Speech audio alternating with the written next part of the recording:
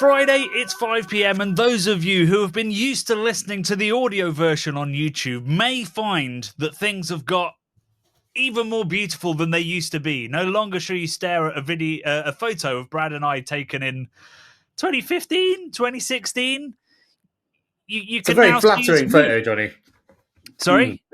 It's a very flattering photo, I think. We both look a lot younger in it. Well, I shouldn't speak for you, but certainly I think I look younger in it. Let's not beat about the bush. And I have realised it is still in the top right hand of the screen, so people can still look at it if us moving isn't really to your taste. I've got to ask you a question, Brad, because when I mooted the idea of going to a video podcast, you said, but then I can't be in my pants. So I've just got to ask, are you in your pants? I'm in my shorts. Oh god, okay. That's ungainly. I've got some. They're made out of like sort of parachute material, Johnny, and they're like emergency orange coloured. Right. I don't know what that colour's called, but like it's like RAL 2005 for any RAL fans out there. It's a strong look. You're even stronger than usual in that you've got tie-dye pastry stout, camo hat, and camo hat, emergency colour shorts. I mean, I am scared of video as well, so I was thinking of doing this. So then I feel like I've got a barrier up, but I won't do that for now. It's a real Hulk Hogan vibe once those are on. Yeah. Possibly too much given his history now. I've lost him. I've got a Macho Man Randy Savage. He kind of looks like that. Oh, okay. He's in the kitchen. So that's the style inspiration for this. I'm in the kitchen, Johnny. That's where I am now. I'm in the kitchen, so it blurs out the background for some reason. I haven't blurred it, but there you go. It obviously thinks it's too sexy to show it. But it hasn't blurred the sexiest thing of all. Arguably, you. Me, yeah, it hasn't blurred me. No. Right, so we should address the elephant in the room, which is that it has been 5 or 6 weeks since our last Friday 5 p.m. podcast. He's counting. Well, people have been counting. We've had multiple comments on the YouTube channel going, "What happened to the podcast?"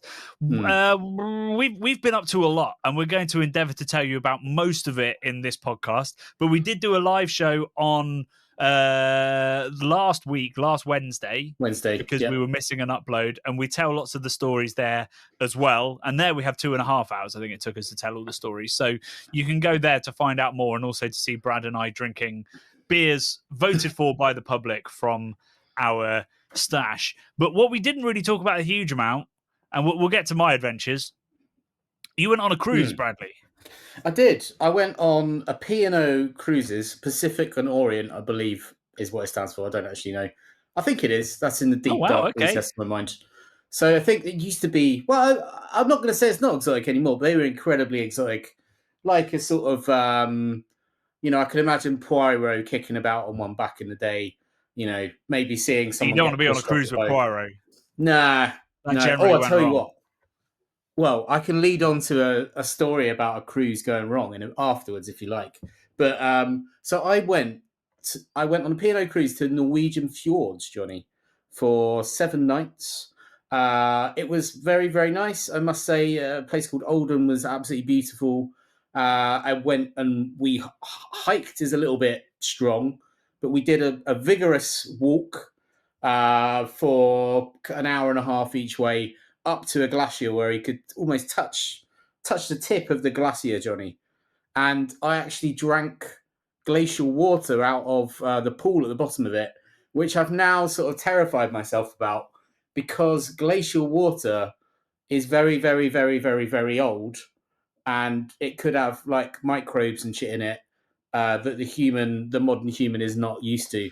But honestly, it was the crispiest, freshest water I've ever had in my life.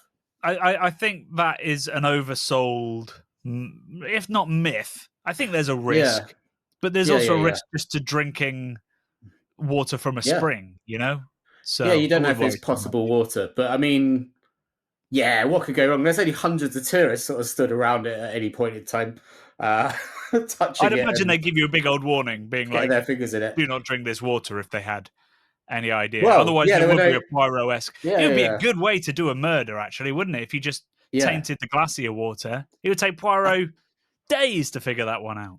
Yeah, I tell you what, Johnny. talking about a murder or a near death on a cruise. I nearly choked to death on the cruise when I came back from one of the days. It was like a heat wave out there, very, very hot, and I was a little bit dehydrated, and I was really hungry. I hadn't eaten while we'd been out all day, so I came back. The only time I didn't eat in a proper restaurant, and I got a burger, which I proceeded to have a bite of before I drunk any sort of water or beer or anything else.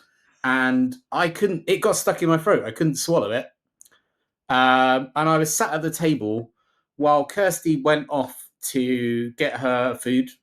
And I was literally choking. There were people around me watching me choke, just sort of eating their own things and kind of going about their own thing. And I was joking. I tried to drink some water, and it just gushed straight out of my mouth again. It was quite. I almost saw a light, Jonny. It was bad. I nearly died of a hamburger, like a very Heimlich? Elvis. Yeah, exactly. I had to like basically Heimlich myself into back into life, and then Kirsty just came back. It was like, "Oh my god, what's wrong with your face?" Because I was like bright red and like streaming, and I was like, "I've just nearly choked to death," and all these dickheads just watched me. So you cannot rely on anyone else at sea, Jonny, other than yourself. You know that cliche about people being worried of dying alone and choking to death in their flat. It's almost it would be almost worse if you choked alone in a room full of people. Exactly. It's very embarrassing as well. I just felt, I don't know why I'm telling everyone. I felt super embarrassed by it. But other than that, it was spectacular. I only went to one brewery when I was there because the one in what's it called, where we've been before, where I've really forgotten, where there's the museum of the herring and all that chisel. Stavanger, Lervik. Stavanger, yeah, Lervik. They were shut, so I couldn't go there that day. So I just went to another one in another port, which was all right. I'll probably put up a little social video about it. I won't go too much in detail. But I tell you what, Jonny, I ate steak every night I was on the cruise. It was free. Yeah, so, like a nice fillet steak or whatever every night, or a sirloin steak every night.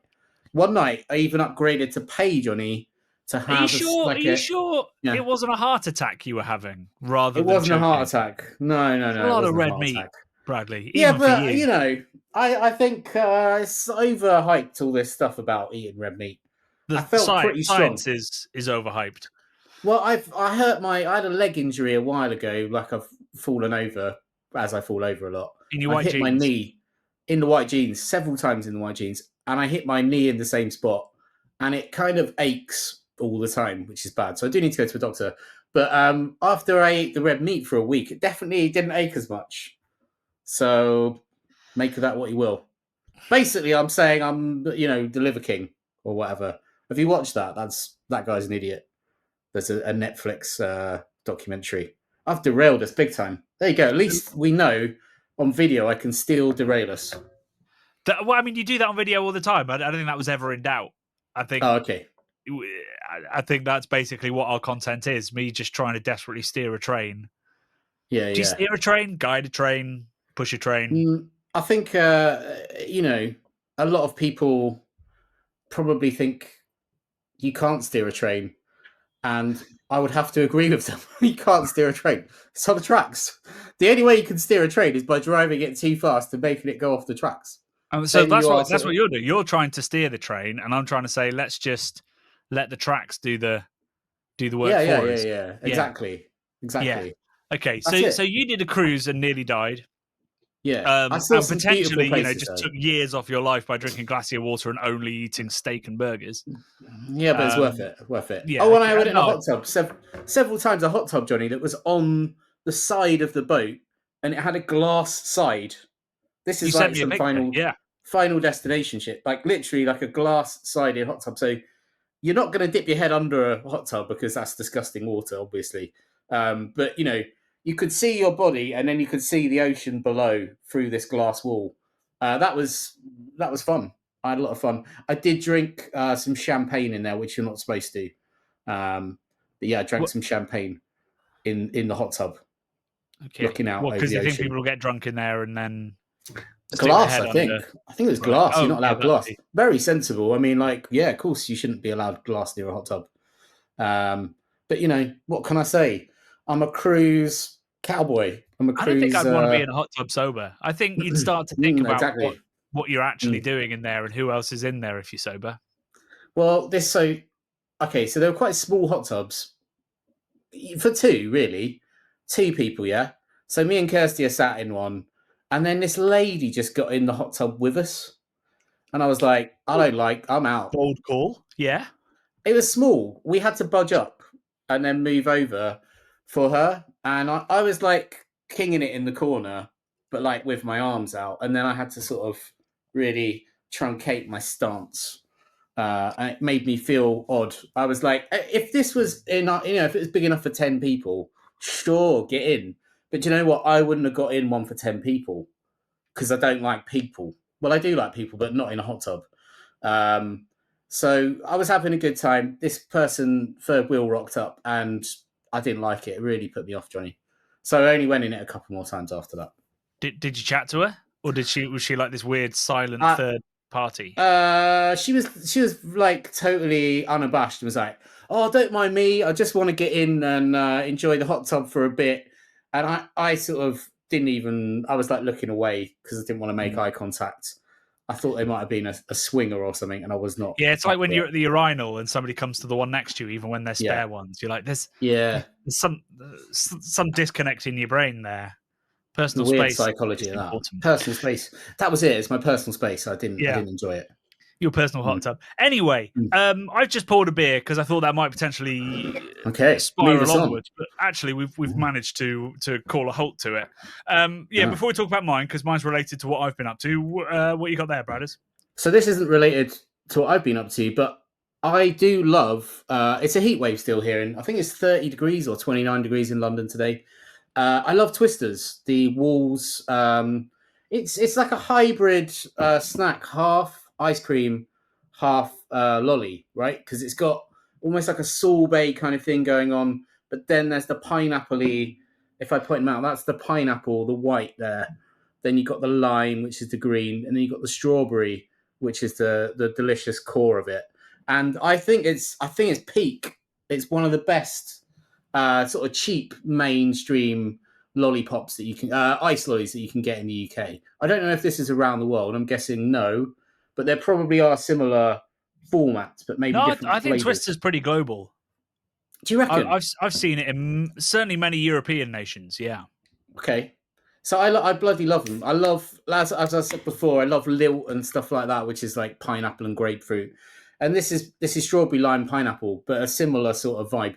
So this, sorry, I better read it. I guess it's a lactose sour. Did I say vanilla? I didn't mean vanilla. I said strawberry lime pineapple twister. The ice cream is vanilla, right? So it's missing a flavor unless it's got vanilla in. The ice cream is pineapple flavored. Is it?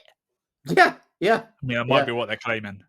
That's what they're claiming. Yeah. So this is from Yonder, our friends at Yonder, who we haven't seen in a while. I haven't seen in a while, but I very much enjoyed. I saw Stu last summer. Did you? He's doing well. I love going foraging with Stu that time. That was incredible. What a fun video that was. So produced by Yonder Brewing Limited in Radstock, Somerset. Lovely part of the world. Doesn't really say a lot on the back other than it's got barley, oats, and wheat in it, and it's a lactose strawberry lime and yeast milk stout. So milk stout. Sorry, it's a sour. What am I on about? Milk sour. So anyway, I'm gonna pour it. Okay, that's an odd color. I was not expecting that color.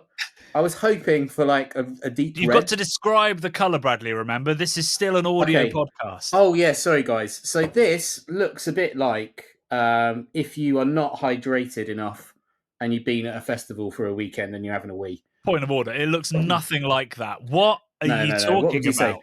What would you say that is then? What are we saying? What kind of color? Well, through the screen, it looks a bit like weak tea. It's a bit orangey.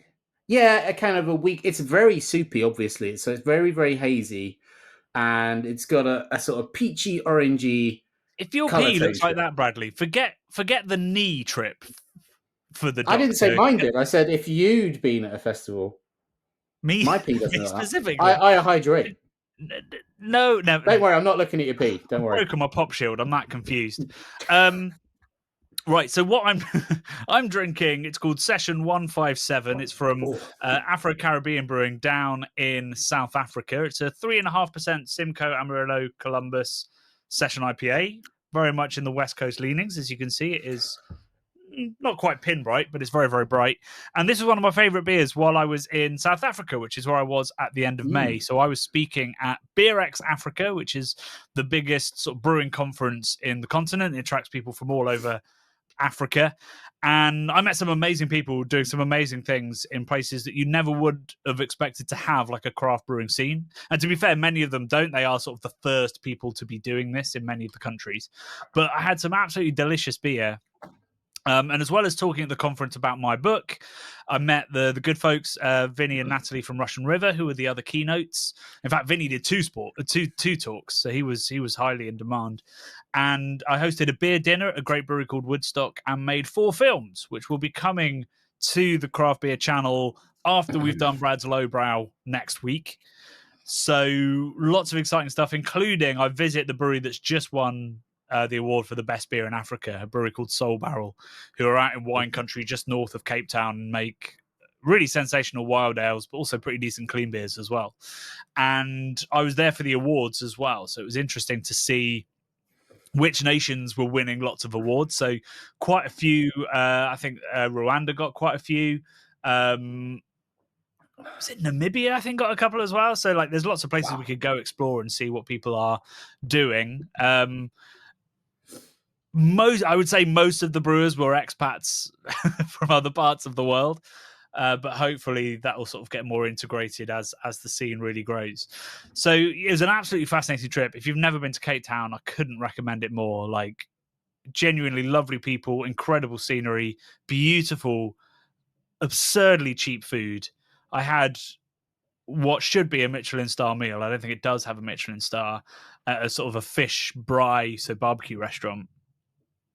That cost me with wine, I think 60 quid. 8 courses with wine, 60 quid. I was looking at the amount of staff cooking the food and serving us and just going, I don't understand how this stacks up financially, but I guess it must do. So yeah, that was a really, really brilliant place. And in particular, Afro Caribbean, I really loved. Jake, head brewer, is a big fan of the Craft Beer channel. Shout out to Jake, and a massive shout out to him and to Greg, who was so accommodating with me. I think I went to the Banana Jam Cafe, which is their restaurant just below, every day except one. Wow. Okay. Big fan, then, eh? I only ate there twice, I should say, but just went there for drinks or for socials, because that's sort of the, very much in the way that maybe, Camden Town Brewery and Mother Kelly's were like the sort of the meeting points of the OG places where everybody used to meet and go for beers. It's very much that in Cape Town in the early years. Although it's worth pointing out, there's a big long lineage of craft beer in Cape Town. It's just, it took a while to get going. COVID really screwed it, because they basically had temperance during COVID. Alcohol sales were banned, and that meant a lot of breweries closed again. And now they're sort of finding their feet. So it's quite an interesting market and story. And it's one that's, if we think our market is tied up by the big guys, it has nothing on South Africa.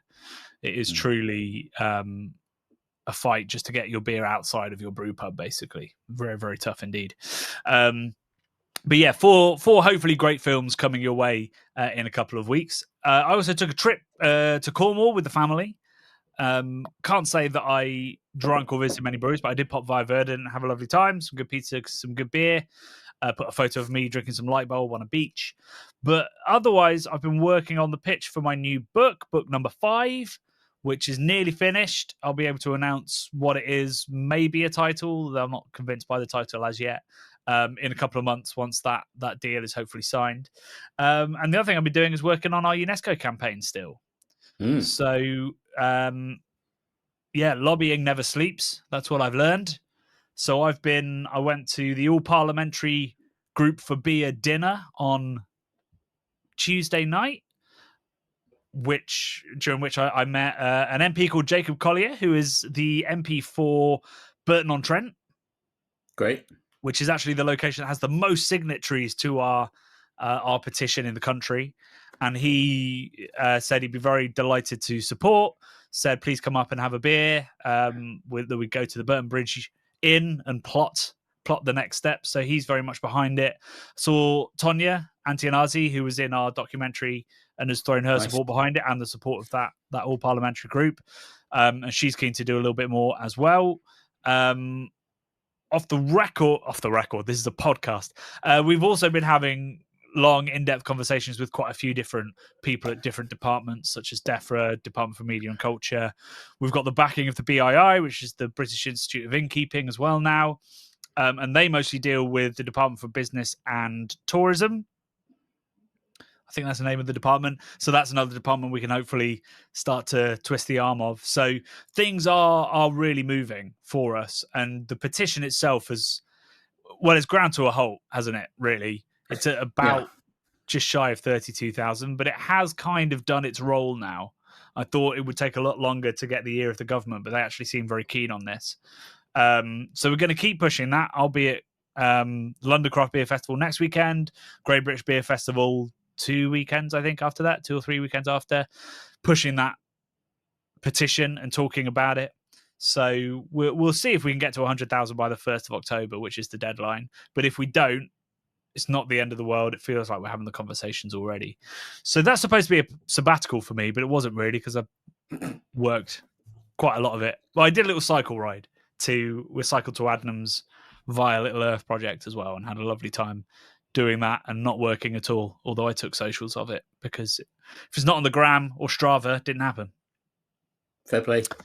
Yeah, so that's why we haven't been podcasting, but we've been keeping busy. And now we're back with lots of energy, lots of ideas, lots of little changes we're going to be making to the craft beer channel in terms of what we're making, when we're making it, how we're campaigning. And obviously, this podcast is going video for now, although, as Brad and I were saying beforehand, it's a lot more work to do a video podcast. It is. Hopefully, we'll get more views. I think so. It depends if people want to look at our faces for an hour or not, really, doesn't it? We'll have to say. I mean, they do it all the time on the YouTube channel, so you'd hope. I don't know. Maybe the podcast was a welcome break, but we'll see. Let's dig into our news for the week. Obviously, we've missed about a month's worth of news, and lots of huge things have been happening in the beer industry. And I think we'll have to cover them as the consequences of those things come to light, and we'll cover them then, because we've got to start with the most important news, which is bees get drunk. Bees get drunk. Worker bees get drunk, Johnny. And guard bees at the edge of the hive punish them by breaking their little legs. So they won't get drunk again. I believe they eat. So what does it say? Bees can become intoxicated by consuming fermented nectar or sap, which affects their behavior and is noticeable in their waggy dance, a method bees use to communicate. So they have to do a special dance to get let back into the hive. And when they're pissed, they can't do it. So it's like before we had breathalyzers and you had to walk along a line and touch your nose. Touch the nose, all of that. Yeah. They can't do that. They fail that test. When a bee returns to the hive in this drunken state, guard bees can detect the abnormal waggy dance and may respond by biting off the intoxicated bee's legs, effectively punishing it and serving as a deterrent to others. This strict behavior underscores the importance of discipline and order within the hive. Right. Questions. Yeah. This AI image. Yeah. What do you mean? That isn't real. What? Oh, yeah, I see what you're saying. I don't think they have GPs and crutches and. Pretty good. I've got to. I've got so many questions about it. I'm not sure it's true, Bradley. It's definitely true. It's from Puberty. Yes, it's a great source. Yeah, I don't really know why an account is called Puberty, let alone it's telling us about bees. I think they're just sort of juvenile kind of things from the internet. But why would they break the legs of worker bees? Don't they need worker bees? Not drunk. They don't need drunk ones.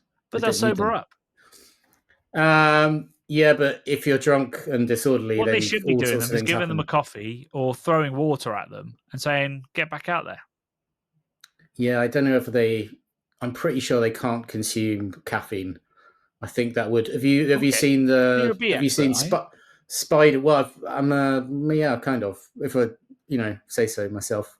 Okay, an ape purist, and I want to be. I don't think anyone else would say it, so it'll have to be yourself. Have you seen there's beautiful, strange spider webs of spiders that have taken been given different kinds of drugs, from cocaine to caffeine to weed. Have you seen those? They're pretty good. I'll bring those to a podcast another time. But another bee thing I saw the other day, because I do like bees a lot. If an intruder enters the hive, they sting it to death immediately, right? So it's got in, it's breached the door defense because it's a lot bigger than them. Because the guard bees were busy dealing with a drunk worker bee. Yeah. So that's it. They got distracted. That's another reason why you don't want drunk workers. So this thing has snuck past and it's got into the hive, and then they encase it and they sting it to death, right? But then they are strong and they do work together, but they can't move the body out of the hive, right? A decaying body in a hive, which is where they live, very warm. All of their progeny are in the hive. What do they do with the body, Jonny? How can they can't eat it. They're not, they don't eat meat or anything like that. What they do is they use this substance called propolis, which I don't know if you remember Andy Harris from Jamie Oliver days, but he used to give me some propolis from time to time to tell me its health benefits. They encase it in propolis, and it basically mummifies whatever creature has had the misfortune of trying to break in and steal the honey, and it basically desiccates the thing, and it's very antibacterial. So it basically entombs it, and then they just sort of build around it, and it becomes part of the hive. Quite grim, eh? There you go. Yeah, very, very grim and not related to beer, but I appreciate it all the same. There we go. So bees get drunk, presumably not on beer. Bees don't really care about beer. Wasps will have a look. Wasps love a beer, don't they? Yeah, it's rare to see a bee go for beer. Do you think are they always wasps or are they hoverflies? Hoverflies get. Well, it's easy to know the difference. Yeah, they're less annoying. They're less one angry. Hovers. Can't sting. Yeah, one hovers. Generally lone beasts. The hoverfly. You don't get a swarm of hoverflies. When was the last time you got stung? Oh, we're moving on. Fair enough. I was going to flash that up at the next possible opportunity. This is well, it's. Do you know what? I'm going to give the context afterwards. So one pub a day could close this year, according to the British Beer and Pub Association, who have backed our campaign as well. So one pub is set to close every single day in 2025 across Britain, according to new figures. This sounds like horrible news, doesn't it?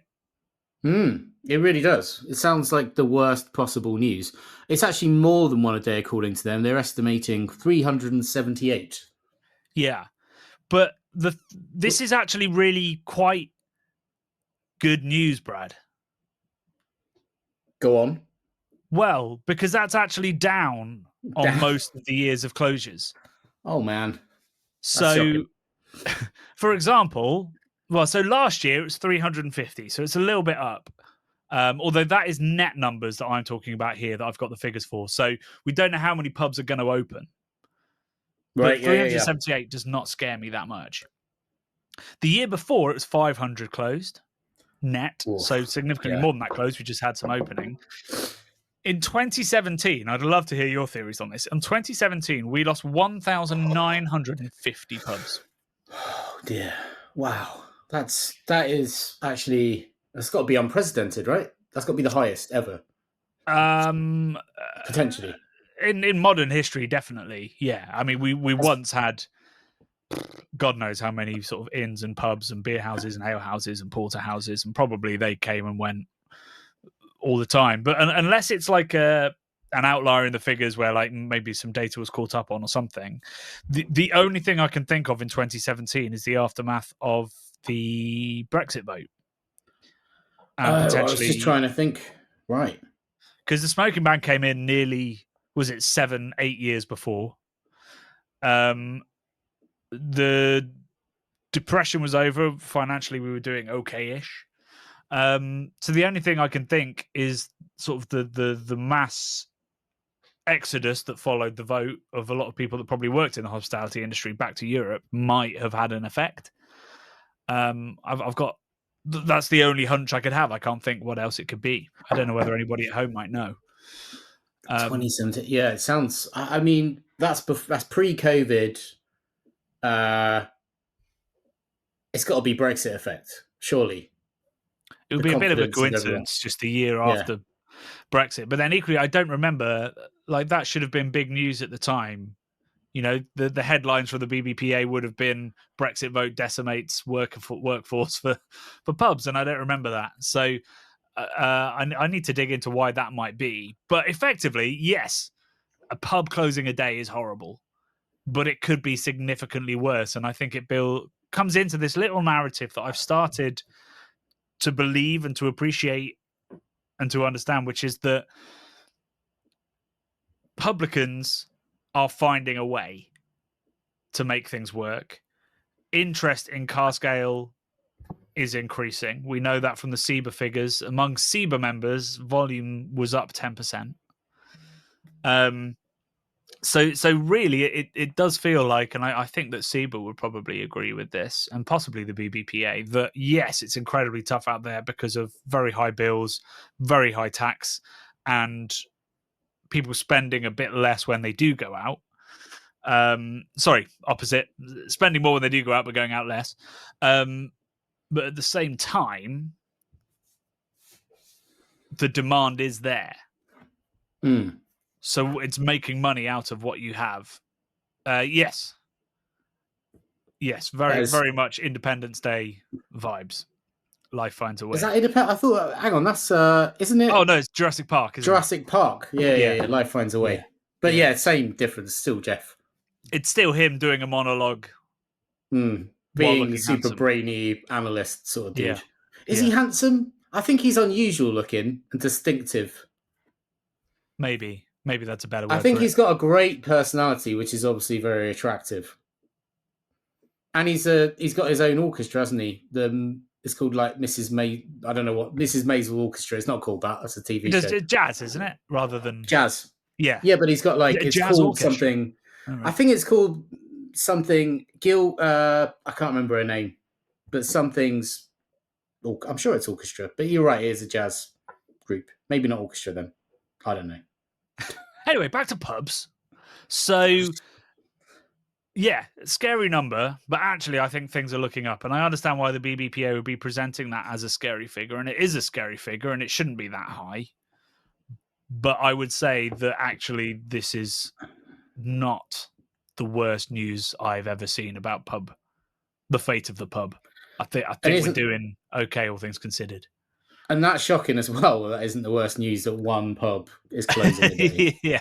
And that's still not like the worst it's been. That's mad. Maybe I'm just being jaded and I'm just like, hey, I mean, we're all screwed, so that's not as bad as it could be. Jeff's band is called the Mildred Snitzer Orchestra. Right. There you go. He He plays piano and sings with the band. Yeah. Good news, Bradley. Go on. Hey, Nitro Porter by Bermondsey-based Brewery and Anspach and Hobdays voted number one beer of 2025. So this is a competition that's run by our friends at We Are Beer, who run the London Craft Beer Festival, Bristol Craft Beer Festival, and Manchester Craft Beer Festival.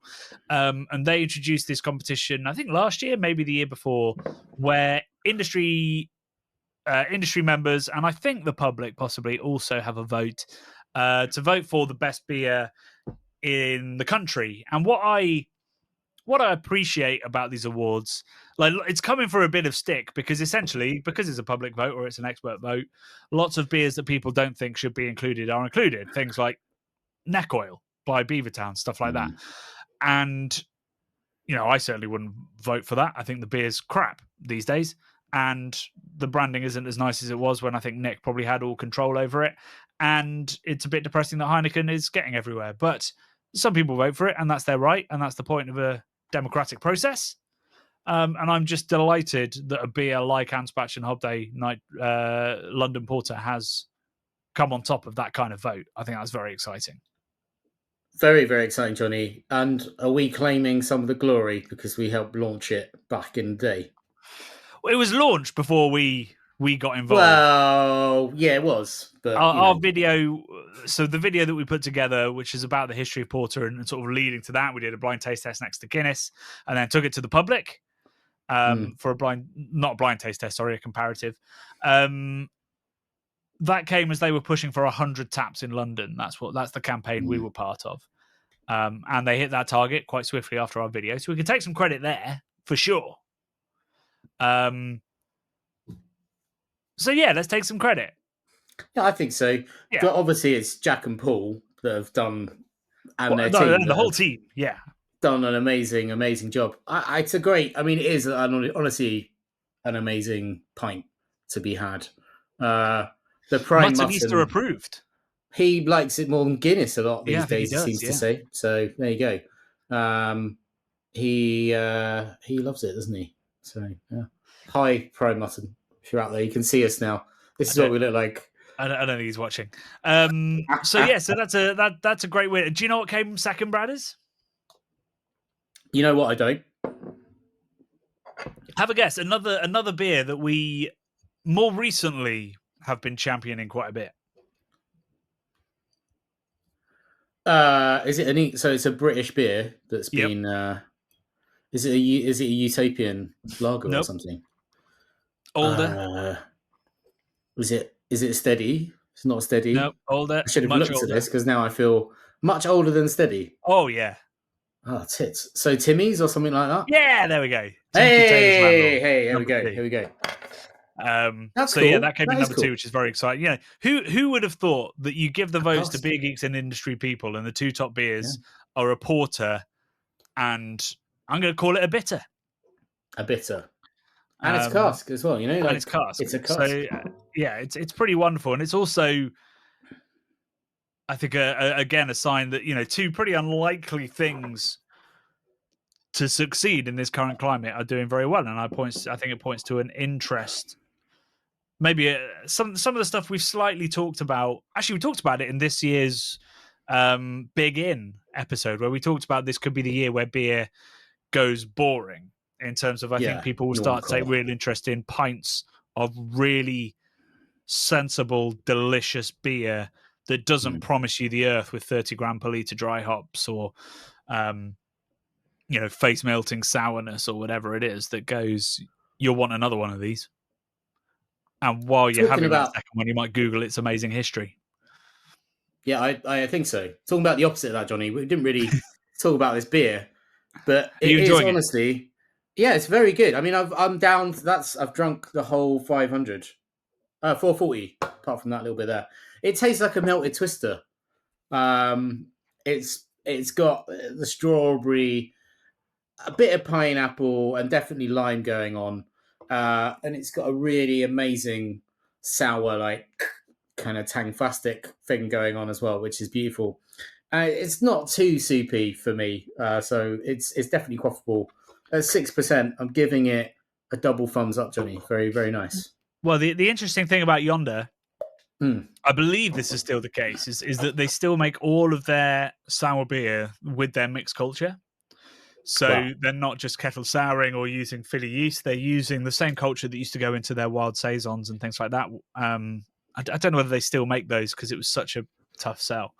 But so as a result of that, like the Yonder sours still have a beautiful body, real complexity, like really quite low pHs without it presenting as kind of acidic and burny. I think they, when it comes to producing the kind of nonsense beers that they do, I don't think anybody really does it better than them at the moment.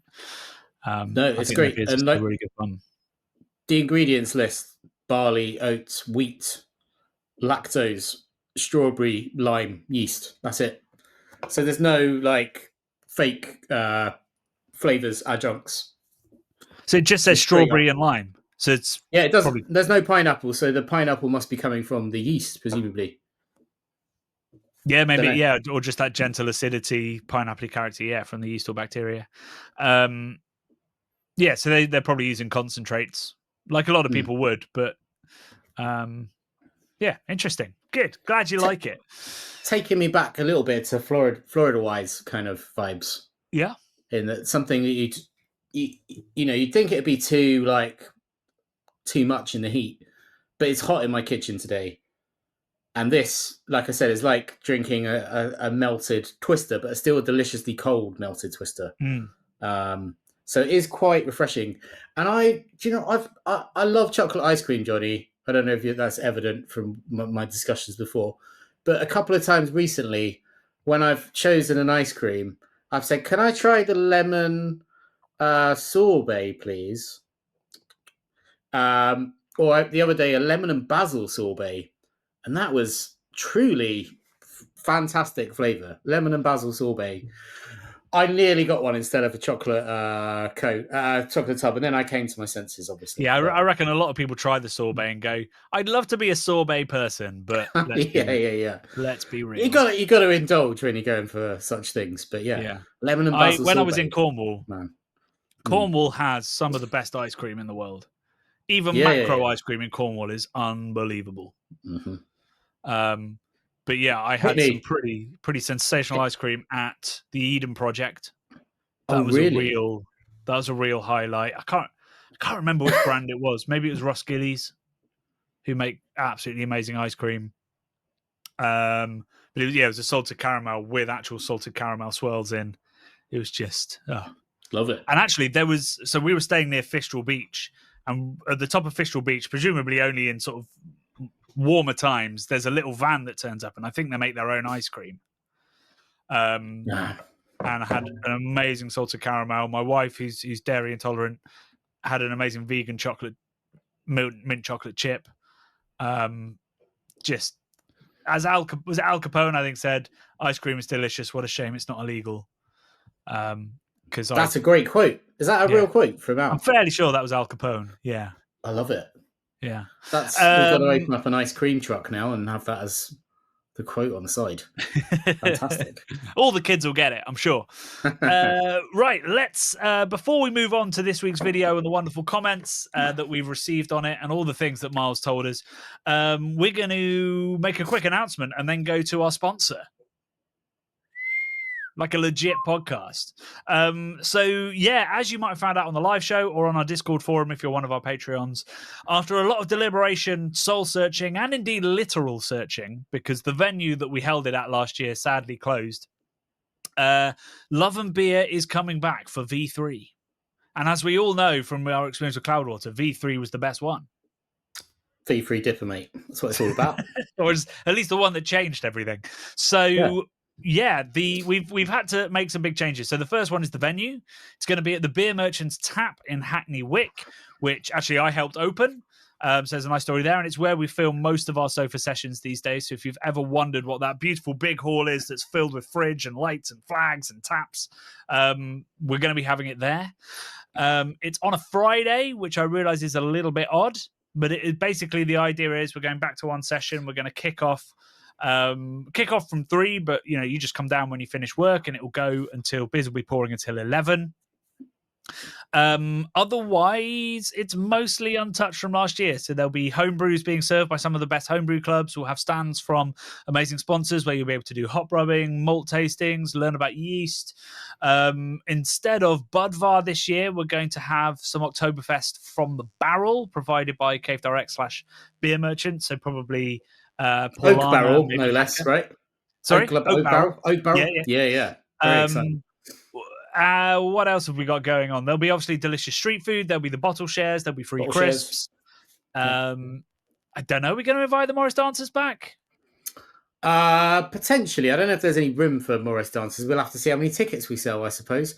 Okay, see if we can stretch the budget. They're from round that way, I believe. So, well, actually, I don't know where they're from, but they're East London-y sort of folk. Right. So maybe they'll be up for it. Get in touch with them. Bells of London. I'd love that actually. Maybe we should get them back. We'll start that conversation. But so it's on the 17th of October, folks. Friday the 17th of October. So a month later, simply because we've launched it a bit later, to be honest. And so that we're out of the way of hop harvest, we can have more hop producers down. And so that you guys get more of an idea of what that's going to look like and how it's going to feel, we've got a little video that we've put together with the Malt Miller, who are hosting the festival with us, also sponsors of this podcast and just about the best people in the beer industry. Let's hear from, well, it's from me and from a Malt Miller owner, Rob. Hey Beer Geeks, Love and Beer is back, and this year it's going to be bigger than ever with a new venue, new beers, but the same vibes. Welcome to Love and Beer 2025. On Friday, the 17th of October, we're headed to Hackney Wick's Beer Merchants Tap for 8 hours of proper pints, big laughs, and even bigger flavours. Just one session from 3 p.m. till 11 p.m. One ticket at £25. We are bringing back homebrew. Some of the best homemade beer in the country and suppliers of the ingredients that you know and love will be exhibiting again. Free bottle shares, banging food, custom merch. Included in the ticket price are homebrew taster vouchers, a tote, and of course, a bespoke glass designed by Brad. This year is all in one epic session. No FOMO. Come early, stay late, drink everything you can get your hands on. Or responsibly, obviously. And have exactly the day that you want to. Expect collabs, chaos, community. And a tap room full of people who love beer nearly as much as you do. Tickets are just £25. And they're on sale now. So grab them before they go. Love and Beer.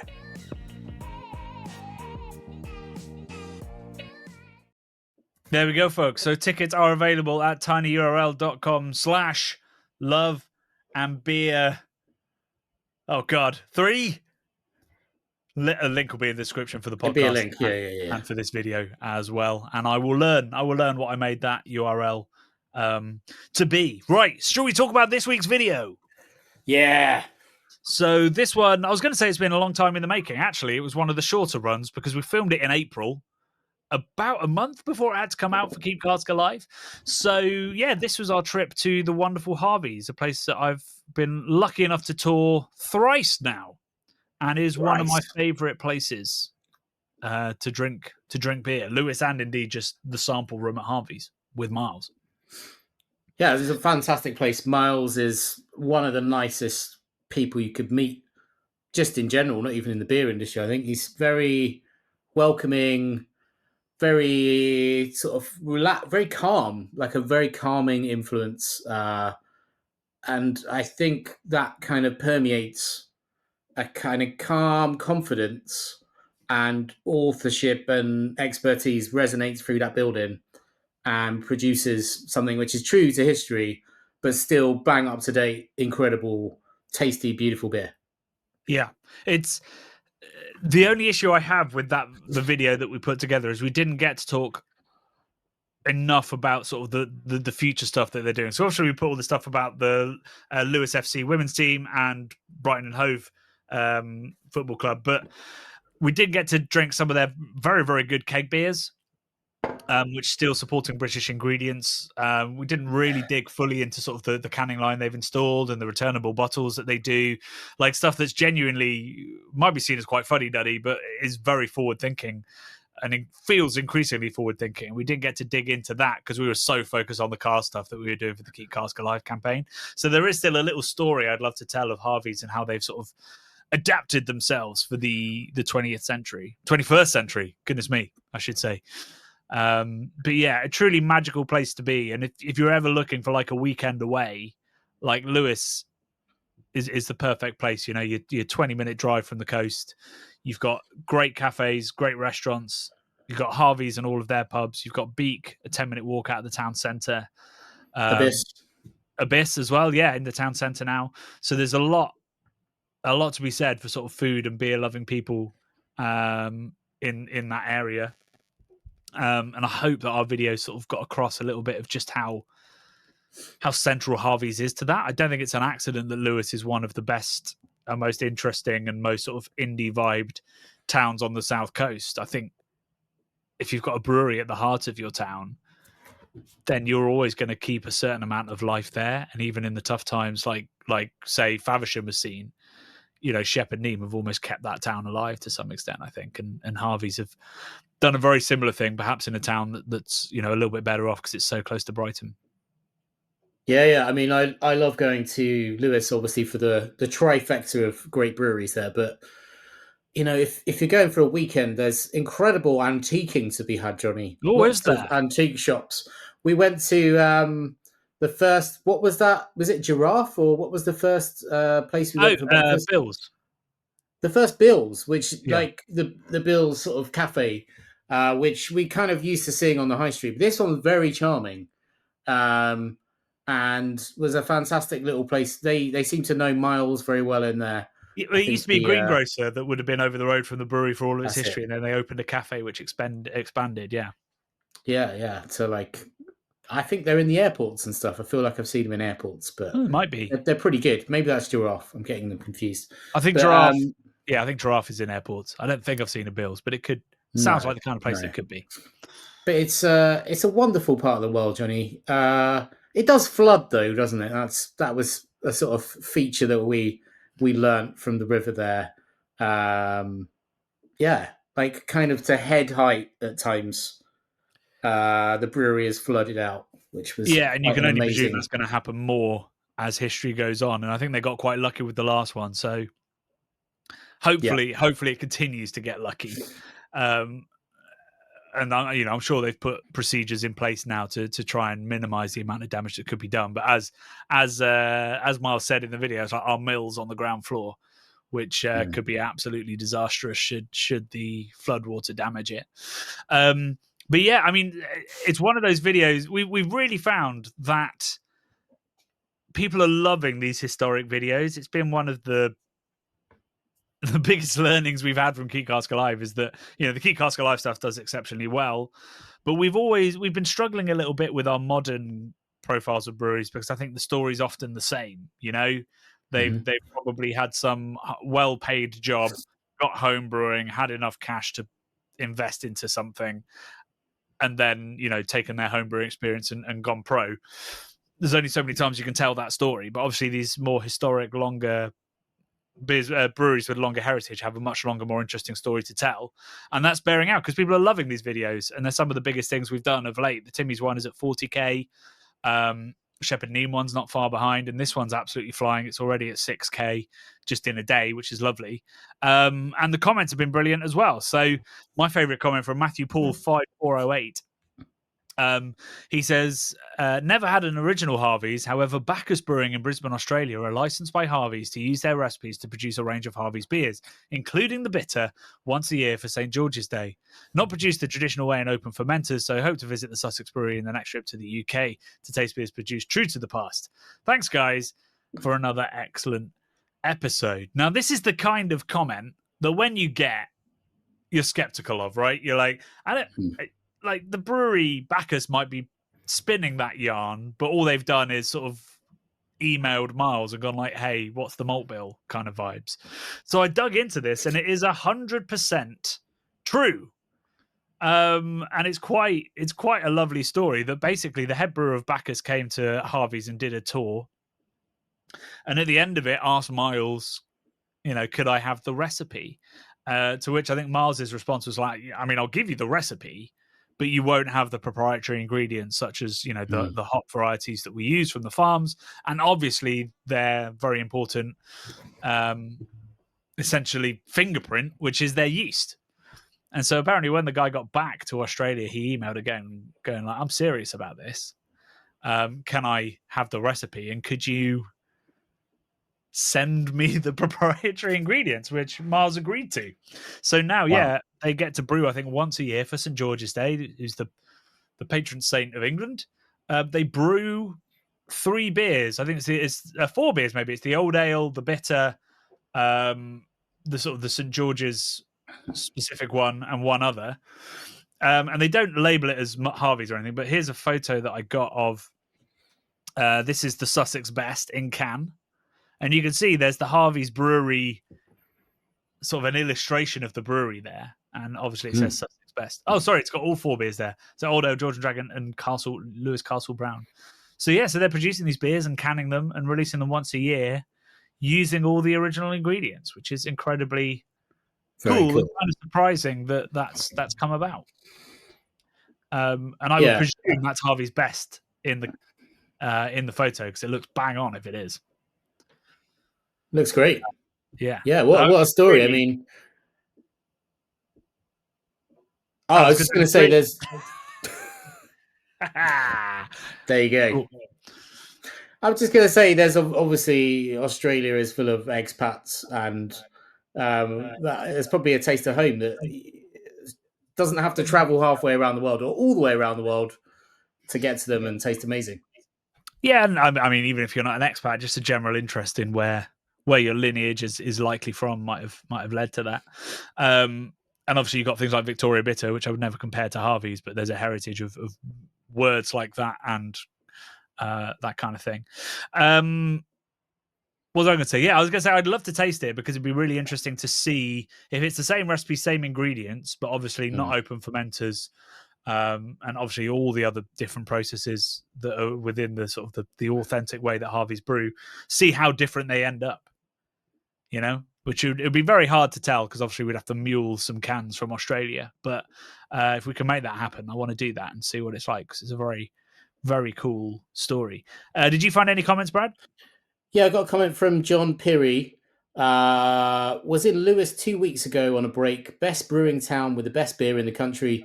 Fantastic Harvey's pubs and fantastic beer.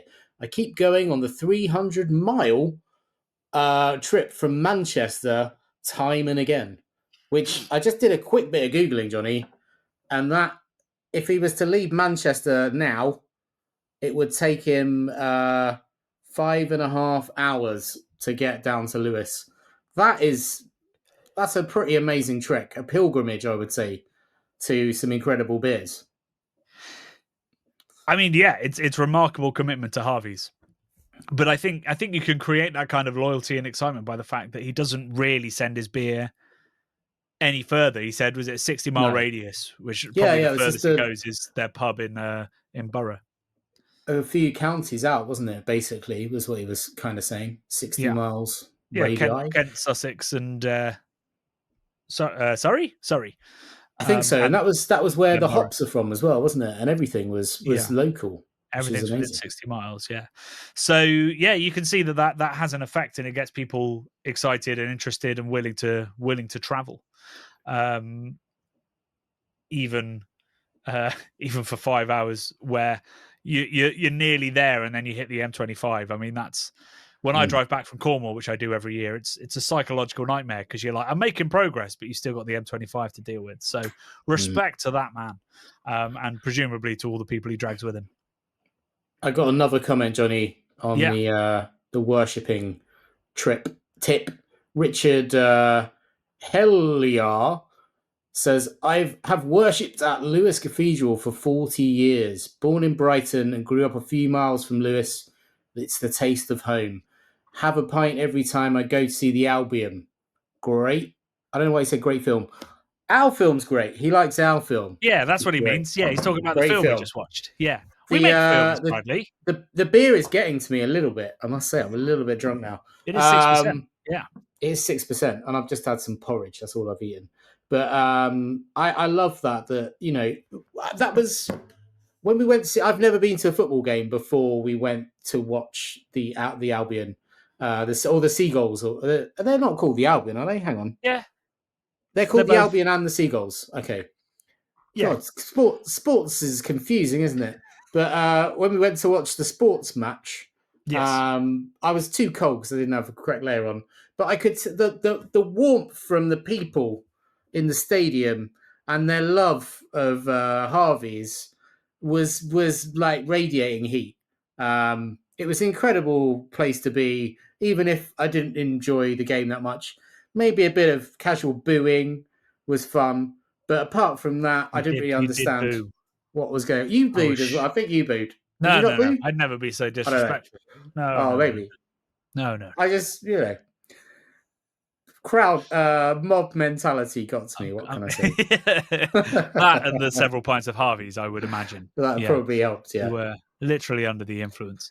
Right, that's all we've got time for this week. So thank you very much for joining us on our it's our third video podcast that we've ever done, but the first one where we've taken it seriously and we're really trying to turn this into a video podcast. So what we're hoping is Not only will this give people on YouTube a much better experience, it won't detract from the audio version that everybody enjoys, but it will also allow us to promote the podcast on social.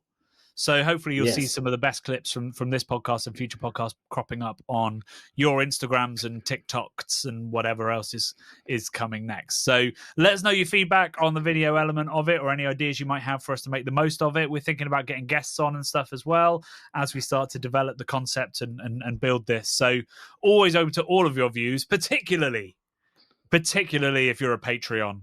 And you tell us this thing in the Patreon forum. So you can join our Patreon at patreon.com/craftbeerchannel and then join our Discord forum where we're in there every day chatting. So yeah, do please sign up and support what we're doing. Otherwise, we'll see you next Friday, 5 p.m. See you next Friday. And of course, we've got a lowbrow next week. So you'll see Bradley mid heat wave slushying some beer. Till then, love and beer.